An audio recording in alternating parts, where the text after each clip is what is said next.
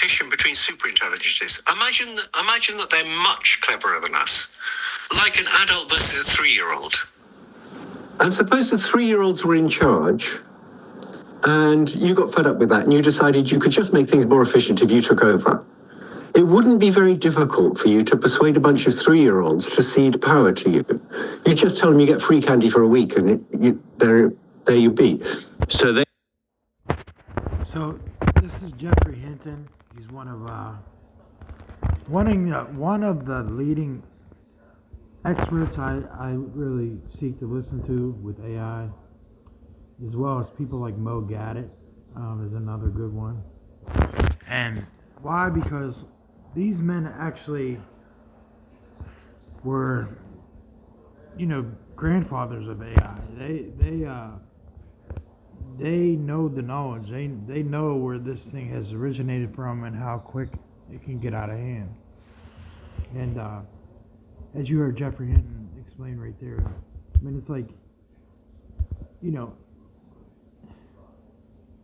it's just so crazy.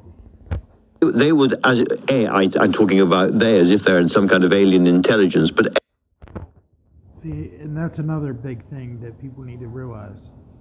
Anything that they consider alien, or you hear about it, this bullshit, it's superhuman intelligence is what it is. It's an alien intelligence. Like this man that, has said, I mean, it's, he just spills out the truth when, doing this interview, oh, it's an alien intelligence. Well, it is. It is. And yes, it will take over. AI would persuade us to give it more and more power, over our bank accounts, over our military systems, over our economies. Is that what you fear? That could well happen, yes. And they're doing it as we speak, and people are so oblivious to really considering it or wanting to hear about it or knowing enough about it or knowing, this end of it to where, like, this could take over all security, and I already think it has, but I mean, it could take over everything. Bank accounts, banking information, and most of all, it's not private when it should be private. It absolutely should be private and be kept private. Our alien intelligences. Gosh, so you've got these alien intelligences working their way into our economy and the way we think, and as I say, our military systems. But why and at what point would they actually want to replace us? Surely they are, in the end, very, very clever. This guy's an idiot, okay? Number one, he doesn't understand, like, the birth of something that, and how quickly, that little baby grows up. I can remember, really nothing past really the age of 12, but I do remember how quick it took for me to get to where I'm at now with 38 years old.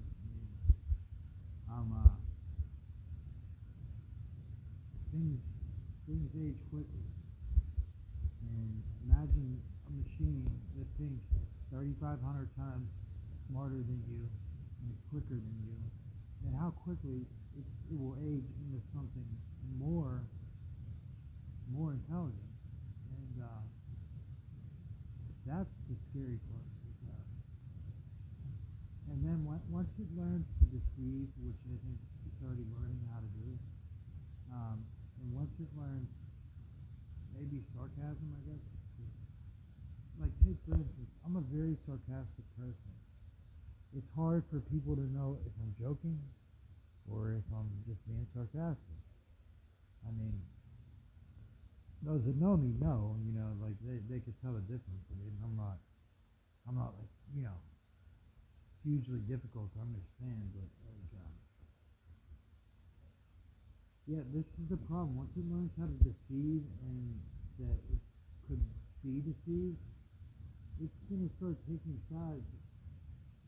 Just like it's taking sides against us, AI can't make babies either. I can know that. They can't make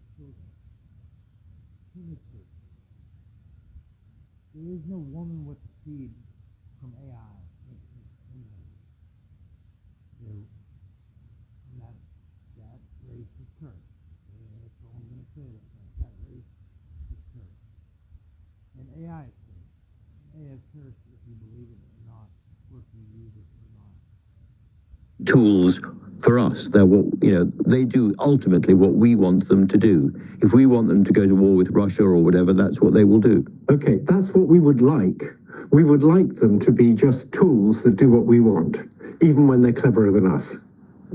But the first thing to ask is, how many examples do you know of more intelligent things being controlled by much less intelligent things?